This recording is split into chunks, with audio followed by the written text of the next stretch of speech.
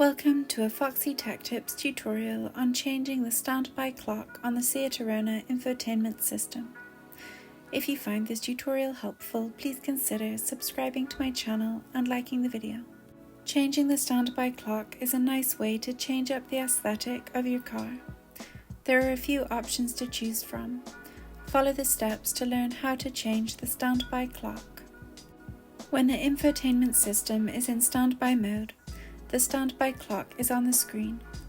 Swipe from right to left or left to right to switch between standby clocks. You can pick a digital clock or choose from a few different clock face options. And that draws an end to this tutorial. Please like the video if you found it helpful and subscribe to Foxy Tech Tips for more Seat Arona tips and tricks.